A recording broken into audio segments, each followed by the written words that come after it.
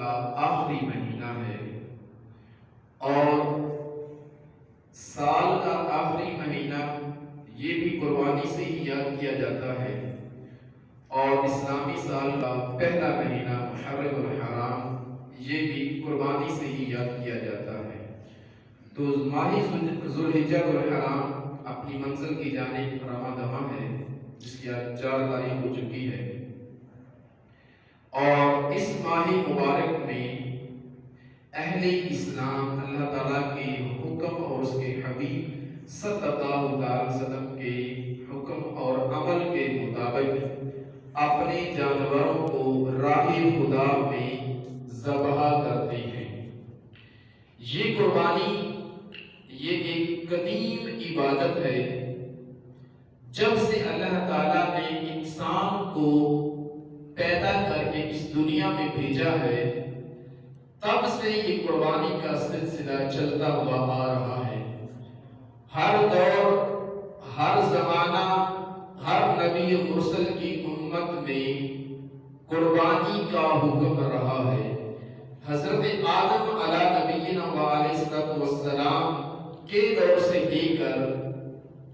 ہمارے پیارے آقا مدینے والے مصطفیٰ صلی اللہ علیہ وسلم کی امت تک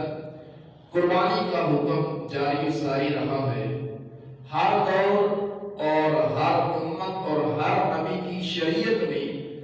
اگرچہ اس کے احکام مختلف رہے ہیں، لیکن جو نفس قربانی ہے اس کا حکم ہر امت میں رہا ہے۔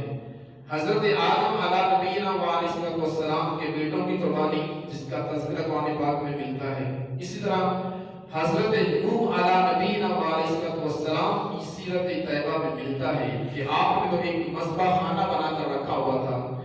جہاں پر آپ جانوروں کو پال کر راہ خدا میں ان کو ذبح کیا کرتے تھے۔ اسی طرح حضرت سلیمان علیہ نبینا علیہ السلام جب بیت المقدس کی تعمیر سے فارغ ہوتے ہیں تو اس شکرانے میں آپ جانوروں کو ذبح کرتے ہیں۔ اسی طرح حضرت ابراہیم علیہ نبینا علیہ السلام کے دور سے چونکہ یہ زیادہ معروف وہاں سے ہے، تو آپ نے سب سے پہلے اپنے بیٹے کی قربانی راہ خدا میں پیش کی تھی، تو جس کو رب تعالیٰ نے مقبول کر کے اس آپ کے فدیے میں، آپ کے بیٹے کے فدیے میں، حضرت اسماعیل علیہ السلام کے فدیے میں مینڈا جو جنت سے بھیجا تھا، تو وہاں سے پھر یہ سلسلہ چلتا چلتا ہمارے پیارے آقا مدینے والے مصطفیٰ صلی اللہ علیہ وسلم تک آن پہنچا، اور ہمارے پیارے آقا مدینے والے مصطفیٰ صلی اللہ علیہ وسلم کا تعلق آپ جانتے ہیں کہ قبیلہ قریش سے ہے، اور قبیلہ قریش کے اندر آپ کی جو نسب میں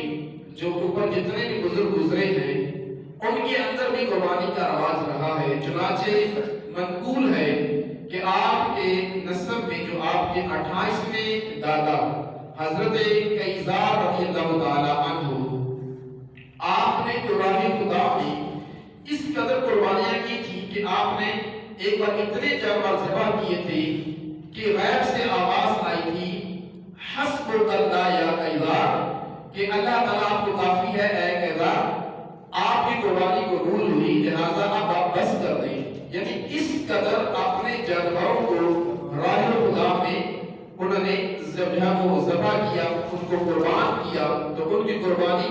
راہ خدا میں مقبول ہوئی، تو غیب سے یہ ندا دی گئی۔ اسی طرح آپ کے دادا جناب حضرت عبد المطلب رضی اللہ تعالیٰ عنہ نے جب حضرت ابراہیم علیہ نبینا علیہ السلام اور ان کے بیٹے کا جب آپ کو قصہ معلوم ہوا تو آپ نے منت مانی، منت یہ مانی، رب کی بارگاہ میں دعا کی کہ اے اللہ، اگر تو مجھے 10 بیٹے عطا فرمائے گا تو ایک بیٹا میں تیری راہ میں قربان کر دوں گا۔ چنانچہ امام جلال الدین سیوطی الشافعی رحمۃ اللہ تعالی علیہ بیان فرماتے ہیں کہ حضرت عبد المطلب کی پشیانی میں آپ کے ماتھے میں نور مصطفیٰ جگمگا رہا تھا، اسی نور مصطفیٰ کی برکت سے آپ کے دل میں یہ بات آئی، تو آپ نے یہ منت مانی کہ میں بھی اگر مجھے رب تعالیٰ 10 بیٹے عطا فرمائے گا تو میں بھی اپنے ایک بیٹے کو راہ خدا میں قربان کر دوں گا۔ چنانچہ جب اللہ تعالیٰ نے حضرت عبد المطلب رضی اللہ تعالیٰ عنہ کو 10 بیٹوں سے نواز دیا تو ایک بار آپ خانہ کعبہ کی ایک دیوار کے سائے میں لیٹے ہوئے ہیں، محویں اس طرح تھے، خواب میں اسی منت کی طرف توجہ دلائی گئی تو پھر آپ نے اپنے 10 بیٹوں کو بلوایا، ان کو اکٹھا کیا اور ان کے سامنے پھر اپنی اس منت کو رکھا اور کہا کہ میں نے اپنے رب کی بارگاہ میں یہ منت مانی تھی کہ اے اللہ، جب تو مجھے 10 بیٹے عطا فرمائے گا تو میں ایک بیٹے کو تیری راہ میں قربان کر دوں گا۔ تو روایت میں آتا ہے کہ آپ کے بیٹوں میں سے آپ کے جو بیٹے حضرت عبداللہ رضی اللہ تعالیٰ عنہ ہمارے پیارے آقا مدینے والے مصطفیٰ صلی اللہ علیہ وسلم کے والد ماجد، یہ ترتیب کے لحاظ سے اپنے بھائیوں میں سب سے چھوٹے تھے، تو سب سے پہلے انہوں نے اپنے بابا کی بارگاہ میں عرض کی کہ اے بابا جان، میں اپنے آپ کو اس قربانی کے لیے آپ کی خدمت میں پیش کرتا ہوں، لہٰذا آپ اپنی منت کو پورا کیجیے۔ لیکن آپ نے اپنے 10 بیٹوں کو یہ ارشاد فرمایا کہ آپ سب اپنے اپنے تیروں پر اپنا نام لکھ کر مجھے دیں تاکہ میں قرآن اندازی کروں اور قرآن اندازی میں میرے جس بیٹے کا نام نکل آئے گا اس کو میں بارگاہ خداوندی میں قربان کر دوں گا۔ چنانچہ 10 کے 10 بھائیوں نے اپنے اپنے تیروں پر اپنا نام لکھا اور اپنے والد ماجد کی بارگاہ میں وہ تیر حاصل کر دیے۔ چنانچہ آپ نے ان 10 تیروں کو لیا اور ایک ماہر قرآن انداز کو بلوایا اور کہا کہ تم ایسا کرو کہ ان تیروں کے ذریعے قرآن اندازی کرو۔ اس شخص کو قرآن اندازی پر لگا دیا اور خود صحن حرم کے اندر خانہ کعبہ کا جو غلاف ہے اس کو پکڑ کر آپ نے بارگاہ خداوندی میں دعا کرنا شروع کر دی۔ چنانچہ جب آپ نے دعا کی تو دعا کی برکت سے حضرت عبداللہ جو ہمارے پیارے آقا مدینے والے مصطفیٰ صلی اللہ علیہ وسلم کے والد ماجد ہیں، آپ کا نام نامی نکل آیا۔ چنانچہ حضرت عبداللہ رضی اللہ تعالیٰ کو ترتیب میں، جو کہ میں نے پہلے بھی عرض کیا کہ سب سے چھوٹے تھے اور یہ آپ کو بہت زیادہ پسندیدہ بھی تھے، لاڈلے بھی تھے، اور لاڈلے ہونے کے باوجود آپ نے اس سے پہلے ہی اپنے بابا کی بارگاہ میں اپنے آپ کو پیش کر دیا تھا۔ چنانچہ آپ نے اللہ کے حکم سے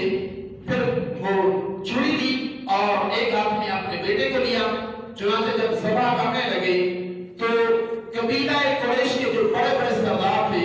وہ سارے آپ کے پاس حاضر ہو گئے اور انہوں نے کہا کہ حضور، ہم آپ کو یہ فعل نہیں کرنے دیں گے۔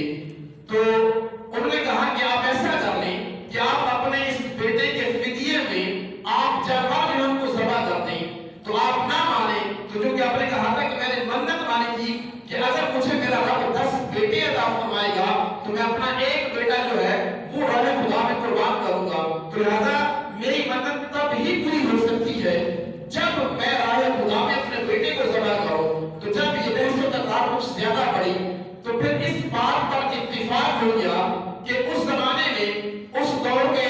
جو علوم تھے، جو علم تھے، ان کا ایک ماہر خیبر میں رہا کرتا تھا۔ تو یہ فیصلہ ہوا کہ ایسا کرتے ہیں کہ اس شخص کے پاس جاتے ہیں، اس سے فیصلہ کروا لیتے ہیں، اس کے سامنے اپنی ساری عقیدات رکھیں گے، اپنا سارا قصہ رکھیں گے، اپنا مدعا اس کے سامنے پیش کریں گے، پھر اس سے ہم جو فیصلہ کروا لیتے ہیں، جو فیصلہ اس نے کر دیا اس پر عمل کر لیا جائے گا۔ چنانچہ ایسا ہی ہوا۔ اب یہ قافلہ سفر کرتا ہوا خیبر پہنچتا ہے اور اس شخص کو جا کر پورا واقعہ بیان کیا جاتا ہے تو اس نے کہا کہ مجھے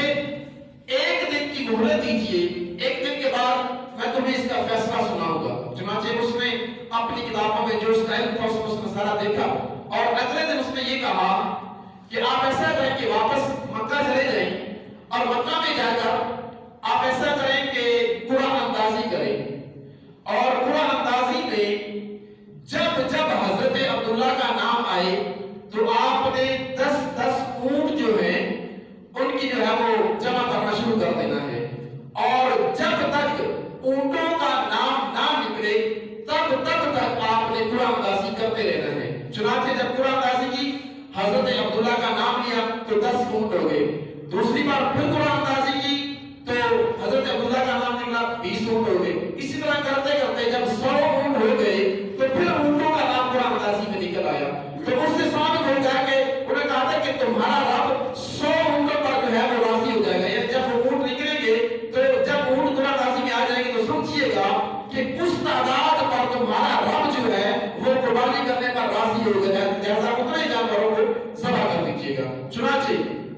ऐसा ही हुआ, जब ऊंटों की तादाद 100 हो गई तो फिर जब पूरा किया गया तो उसमें ऊंट निकले। तो अब ये साबित हो गया कि आपके फिदिये में 100 ऊंट जो है वो ज़बह कर दिए जाएंगे। लेकिन इस पर भी हजरत अब्दुल मुत्तलिब राजी ना हुए और कहा कि मैं 3 मरतबा और जो है वो